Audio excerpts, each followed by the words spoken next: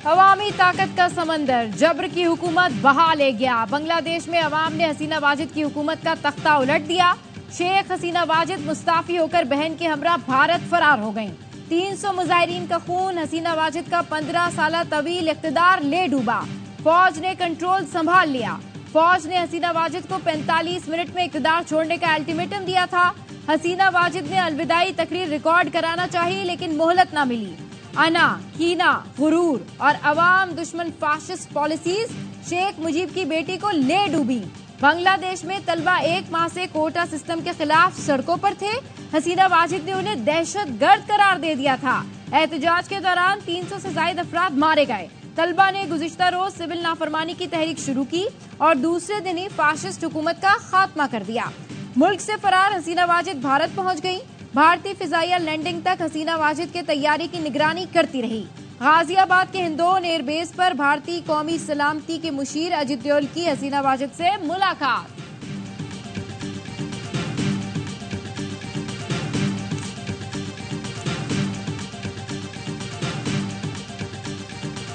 बांग्लादेशी सदर का जेल में कैद साबिक वजीर आजम खालिदा जिया को रिहा करने का हुक्म।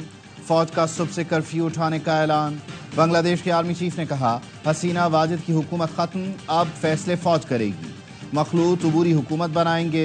आर्मी चीफ वक़ारुज़्ज़मान ने प्रेस कॉन्फ्रेंस में बताया, अवामी लीग के सिवा तमाम जमातों से मखलूत हुकूमत पर बातचीत होगी। अवाम से सब्र करने और इमलाक को नुकसान न पहुंचाने की अपील। कहा, तलबा घरों को चले जाएं, फौज किसी पर गोली नहीं चलाएगी। यकीन दिलाता हूं तमाम मुतालिबात पूरे किए जाएंगे। मुजाहिरों के दौरान हलाकतों की तहकीकात करेंगे। अब तक जो कुछ भी गलत हुआ उसका अजाला किया जाएगा। हालात पुरअमन होते ही कर्फ्यू उठा लिया जाएगा। एहतजाजी तलबा को मुज़ाकरात की भी दावत। बांग्लादेश नेशनल पार्टी ने कहा, ये अवाम की जीत है, आज दूसरी बार आज़ाद हुए। उम्मीद है ऐसे इंतखाबात होंगे जिसमें तमाम जमातें शरीक होंगी। बांग्लादेशी मुजाहिरीन ने शेख मुजीब का मुजस्मा तोड़ दिया। 1 माह से जारी पुरतशद्दुद एहतजाज जश्न में तब्दील। ढाका की सड़कों पर अवाम का समंदर उमड़ आया। हथौड़ों और कुल्हाड़ियों से शेख मुजीब का मुजस्मा तोड़ डाला। मुश्तिल अफराद ने शेख मुजीब की याद में बनाए गए बंगला बंधु म्यूजियम पर भी धावा बोल दिया। एक चौक पर लगी शेख मुजीब की कद आदम तस्वीर फाड़ दी। मुजाहिरीन ने फौजियों को गले लगा लगाकर मुबारकबाद दी। अवामी जबर का हिसाब लेने वाले वजीर आजम हाउस पर टूट पड़े। सरकारी महल की ईंट से ईंट बजा दी। वहां लगी शेख मुजीब की तस्वीर पर जूते बरसाए। मुजाहिरीन ने ढाका और दीगर शहरों में अवामी लीग के दफातर को जला दिया। अवाम ने हसीना वाजिद की हुकूमत खत्म होने पर शुक्राने की नमाज अदा की।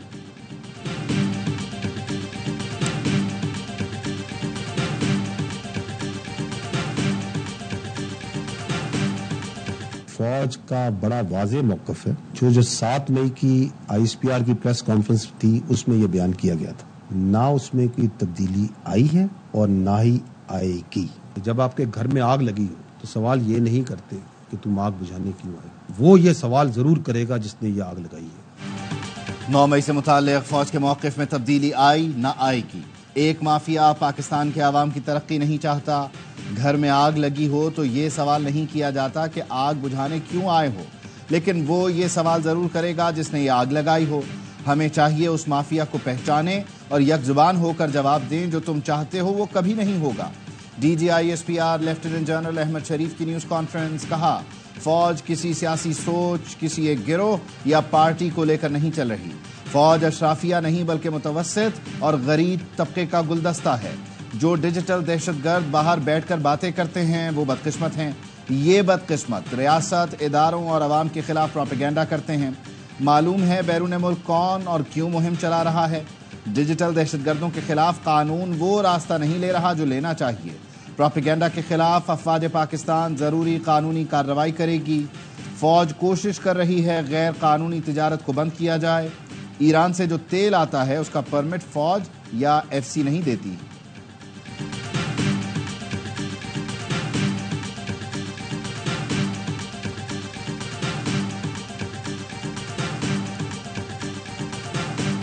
यकजहती कमेटी और उनके नाम निहाद लीडर दहशतगर्द तंजीमों और माफिया की प्रॉक्सी हैं। इनका तरीका वारदात ये है, बैरूनी फंडिंग और बैरूनी बयानिए पर जत्था जमा करना है। इनको काम मिला है कानून नाफिज करने वाले इदारों पर हमला किया जाए। तर्जुमान पाक फौज ने कहा उनका काम बलूचिस्तान में तरक्याती मंसूबों को नाकाम बनाना है। ये बैरूनी फंडिंग और बैरूनी बयाने पर रियासती रिट चैलेंज और पथराव कराते हैं। जब रियासत जवाब दे तो मासूम बन जाते हैं। ये तमाशा चंद दिनों में गवादर में देखा गया। एहतजाज करना है बिल्कुल करें, लेकिन सड़कें ब्लॉक करना ठीक नहीं। जो अनासिर गजा में नस्लकुशी पर खामोश हैं, उनसे पाकिस्तान में इंसानी हुकूक पर बयान दिला दिया जाता है। हुकूमत पाकिस्तान ने कलअदम टीटीपी को फितना उल खवारिज के नाम से मंसूब किया है। ये फितना है, ये कोई तहरीक नहीं और ना ही इनका दीन इस्लाम और पाकिस्तान से ताल्लुक है। अफवाज पाकिस्तान की तवज्जो पख्तूनख्वा के जमशुदा कबायली इजला और बलूचिस्तान के मुतासरा इलाकों पर है।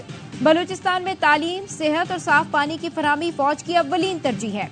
DGISPR ने पाक फौज के तहत जारी मंसूबों की वीडियो भी दिखाई।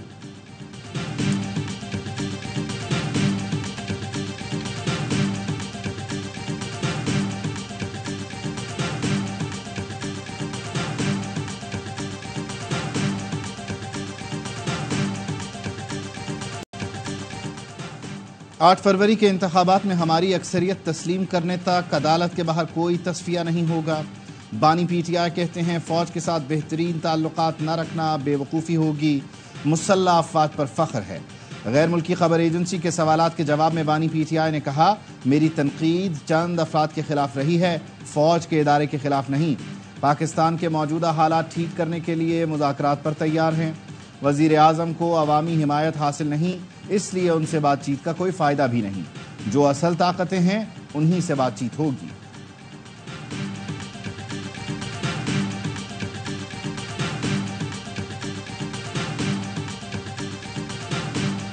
आपको मैं वज़ीर आज़म इमरान खान साहब का ख़ुसूसी मैसेज दे रहा हूँ। मुस्लिम लीग नून वो पार्टी है जो कि अवाम और फौज के दरमियान दरार डाल रही है और इसको हमने हर सूरत नाकाम करना है। PTI का स्वाबी में ताकत का मुजाहिरा, खवातीन समेत कारकुनों की बड़ी तादाद में शिरकत। अपोजिशन लीडर उमर अयूब ने खिताब में कहा, नून लीग वो पार्टी है जो अवाम और फौज के दरमियान दरार डाल रही है। बानी का पैगाम है कि हमें मुस्लिम लीग नून की इन कोशिशों को नाकाम बनाना है। जब बानी की कॉल आएगी आपने उस पर लब्बैक कहना है। हम्माद अजहर बोले, सितंबर तक बानी को रिहा ना किया गया तो अडियाला लॉन्ग मार्च करेंगे। पंजाब से क़यादत मैं करूंगा। बैरिस्टर गौहर ने कहा, किसी से लड़ना नहीं चाहते, डायलॉग होने चाहिए, लेकिन इस करप्ट सिस्टम के बेनिफिशरी अवाम को महबूब इस्टेब्लिशमेंट से लड़ाना चाहते हैं। महमूद अचकजई ने कहा, शहबाज हुकूमत मुल्क को ले डूबेगी, हमने उसका रास्ता रोकना है। वजीर आला KP अली अमीन गंडापुर बोले, अगस्त के आखिर या सितंबर के पहले हफ्ते में इस्लामाबाद के डी चौक पर जलसा होगा, किसी का बाप नहीं रोक सकता।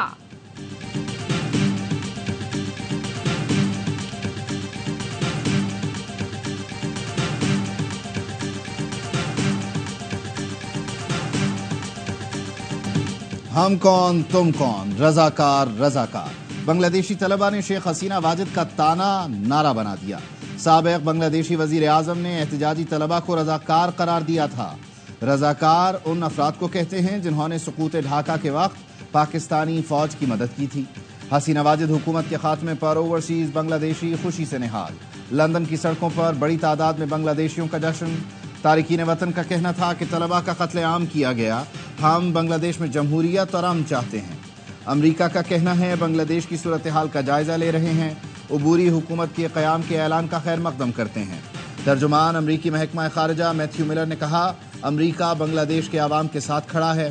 फरीकैन पर जोर देते हैं, तशद्दुद से गुरेज, तहम्मुल से काम लें।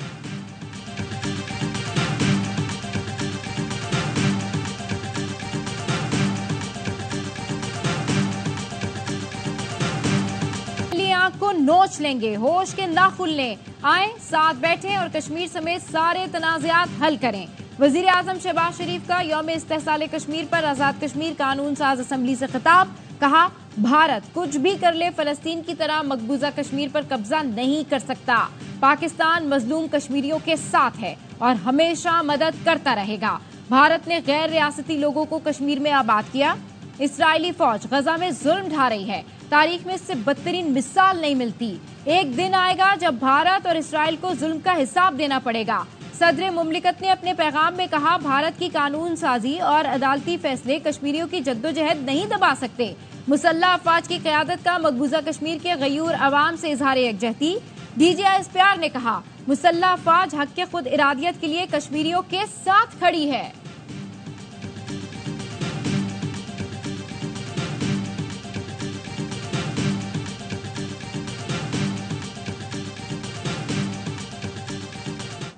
जो कुछ बांग्लादेश में हुआ है, तुम्हारा फिर वही मुकद्दर होगा। हसीना वाजिद को तो एयरलिफ्ट से उठा लिया गया, कहीं ऐसा ना हो शहबाज शरीफ साहब, जरदारी साहब, कोई एयरलिफ्ट भी ना पहुंच सके, फिर तुम्हारा क्या बनेगा। हुक्मरान गैरत का मुजाहिरा नहीं कर सकते तो जो बांग्लादेश में हुआ वही उनका मुकद्दर होगा। हसीना वाजिद को तो भारत ने एयरलिफ्ट कर दिया, जरदारी शहबाज शरीफ आपके लिए हेलीकॉप्टर भी ना पहुंच सका तो क्या होगा। हाफिज नईमुर रहमान का रावलपिंडी में धरने से खिताब, कहा नवाज शरीफ मुक्ति बाहिनी की कब्रों पर फूल चढ़ाता रहा, ये लोग भी मोदी के यार हैं, इनको भागने नहीं देंगे। कारकुनान बड़ी कशमकश के लिए तैयार हो जाएं।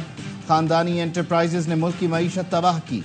शहबाज शरीफ साहब, आटे, चीनी और बच्चे के दूध पर टैक्स नहीं चलेगा। हुकूमती कमेटी भागी हुई है, मुतालिबात से पीछे नहीं हटेंगे। 7 या 8 अगस्त को मार्च करना है, आज मुशावरत होगी। महंगी बिजली और टैक्सों के खिलाफ जमात इस्लामी का धरना बार में रोज में दाखिल। कराची में भी गवर्नर हाउस पर धरना जारी।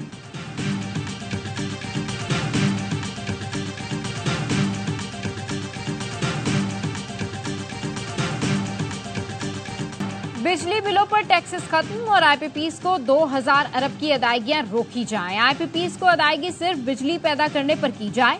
साबिक निगरान वजीर तिजारत गौहर एजाज ने बिजली के बिल कम करने की तजावीज पेश कर दी।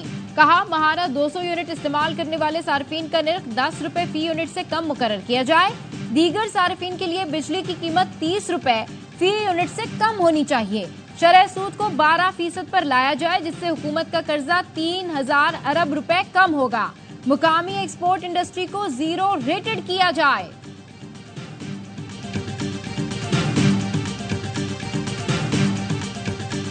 हमारा जितना भी IPPs का पोर्टफोलियो है, उस तमाम पोर्टफोलियो के अंदर कहाँ स्पेस निकाल सकते हैं, किसको रिटायर कर सकते हैं, किस कीमत पे रिटायर करेंगे, ये तमाम चीज़ों को इस वक्त स्टडी किया जा रहा है और इंशाल्लाह बहुत अच्छी प्रोग्रेस है जो आइंदा मुस्तकबिल के अंदर अवाम के सामने आएगी। IPPs मामले पर हम लोग संजीदा काम कर रहे हैं। बिजली की कीमतें भी कम करने का इरादा है। वजीर तवानाई ओवैस लगारी कहते हैं, धरने और प्रेस कॉन्फ्रेंसेस के बजाय संजीदा काम करना है। कानूनी पेचीदगियों के बायस तफसील में नहीं जाना चाहता। गौहर एजाज अपनी सुप्रीम कोर्ट भी बना लें तो उनकी किसी को समझ नहीं आनी। 2018 के बाद रुपए की कदर गिरना और शरह सूद में इजाफा कैपेसिटी पेमेंट्स की वजह है। चीन और पाकिस्तान ने कोयले के प्लांट्स को मकामी कोयले में तब्दीली पर इत्तफाक राय किया।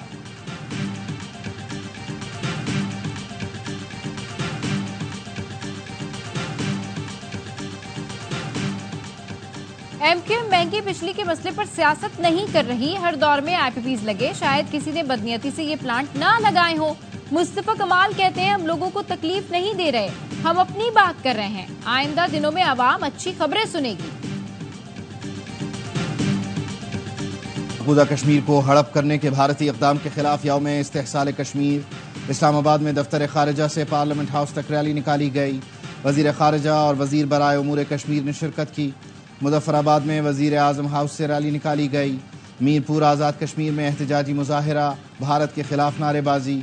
रावलाकोट में कॉलेज रोड से कचहरी चौक तक रैली निकाली गई। भिम्बर में भी रैलियां निकाली गईं। 1 मिनट की खामोशी इख्तियार की गई। खैबर पख्तूनख्वा असम्बली ने यौम इस्तेहसाल कश्मीर पर भारतीय मजालिम के खिलाफ 2 करारदादें मुत्तफ़िक़ा तौर पर मंजूर कर लीं। रैली भी निकाली गई जिसमें अरकान असम्बली ने शिरकत की।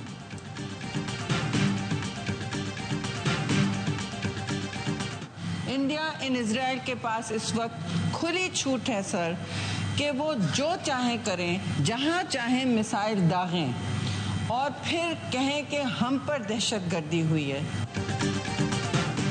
दुनिया में नस्लकुशी के 2 प्रोजेक्ट्स चल रहे हैं। इसराइल गजा में फलस्तीनियों की मौजूदगी नहीं चाहता, भारत कश्मीर से कश्मीरियों के निकालने पर मजबूर कर रहा है।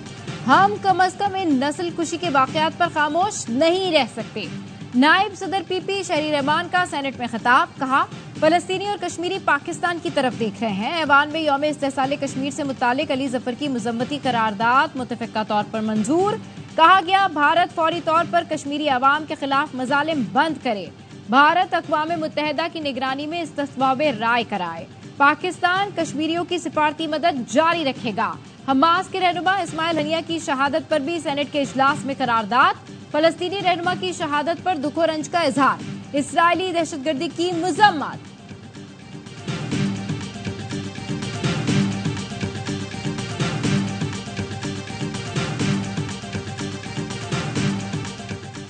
दहशतगर्द तंजीमों के खिलाफ मुश्तरका इंटेलिजेंस बुनियाद पर ऑपरेशन का फैसला। तर्जुमान नेक्टा कहते हैं पाकिस्तान को मुकम्मल तौर पर महफूज और पुरअमन मुल्क बनाया जाएगा। ऑपरेशन का फैसला नेक्टा की माहाना काउंटर टेररिज्म इंटेलिजेंस कॉन्फ्रेंस में किया गया। कॉन्फ्रेंस में हालिया कलअदम करार दी गई तंजीमों गुल बहादुर ग्रुप और मजीद ब्रिगेड के खिलाफ आइंदा किए जाने वाले इक़दाम पर गौर हुआ। कॉन्फ्रेंस में पुलिस, कानून नाफिज करने वाले इदारों, इंटेलिजेंस एजेंसीज के नुमाइंदों ने शिरकत की।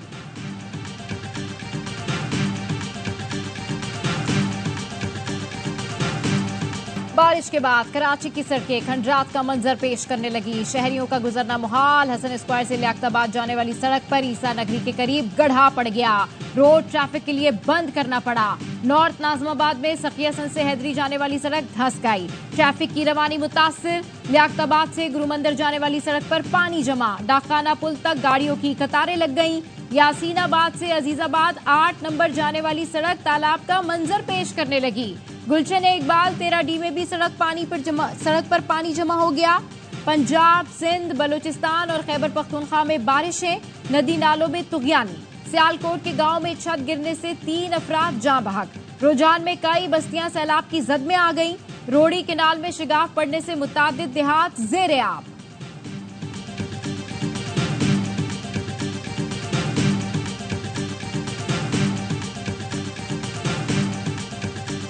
पाकिस्तानी निजात बिजनेसमैन राव राहत को कनाडा में आग लगा दी गई। राव राहत को ब्रिटिश कोलंबिया में उनके दफ्तर में जलाया गया। इंतहाई तशवीशनाक हालत में हस्पताल मुंतकिल, जान बचाने की कोशिशें जारी।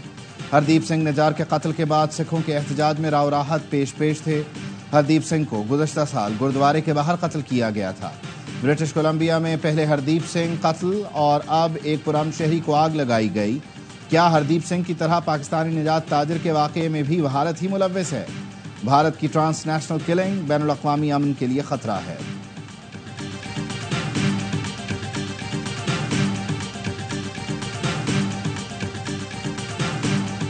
बरतानिया में फेक न्यूज ने मुसलमानों की जिंदगी मुश्किल में डाल दी। बेशतर शहर बदतरीन नस्ली फसादात की जद में आ गए।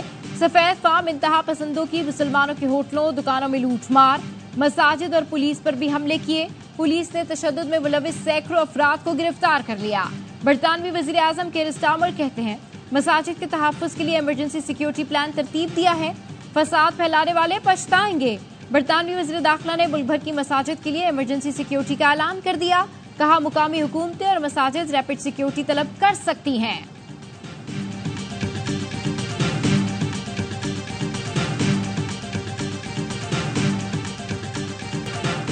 इसराइल की गजा में दहशतगर्दी रुक न सकी। सेहोनी फौज ने मजीद 40 फलस्तीनियों को शहीद कर दिया। 70 से ज्यादा जख्मी हो गए। खान यूनुस में पनाह गुज़ीन कैंप, अस्पताल और स्कूलों पर बमबारी जारी। रफा पर भी टैंकों और ड्रोन से गोलाबारी हो रही है। शुहदा की मजमूई तादाद 39,623 हो गई।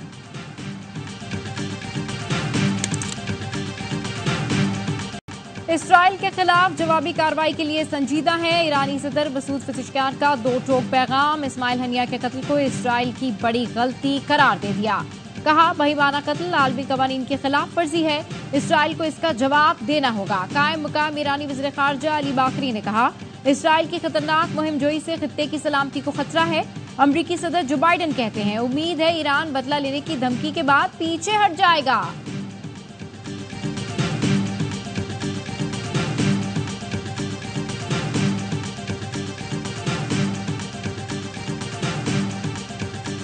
पूरे सेटअप को जो 5 टीम्स हैं उनको वकार यूनुस साहब देख रहे हैं, उनके साथ सारा प्रोसेस और कोऑर्डिनेशन इंशाल्लाह ताला करेंगे। मकसद इस सारी चीज का ये है कि क्रीम निकालें और आपके पास हर वक्त 150 best of the best player हर वक्त अवेलेबल। पीसीबी का डोमेस्टिक क्रिकेट में 3 नए चैंपियन टूर्नामेंट्स करवाने का ऐलान। तीनों फॉर्मेट्स में वनडे, T20 और फर्स्ट क्लास कप मुनाकिद होंगे। चेयरमैन पीसीबी मोहसिन नकवी कहते हैं टूर्नामेंट करवाने का मकसद टैलेंट को सामने लाना है। वकार यूनुस ने कहा नए टैलेंट को सामने लाने के लिए ये बेहतरीन कोशिश है। पसंद नापसंद सिस्टम का हिस्सा रहा है, कोशिश करेंगे अब ये माजी बन जाए।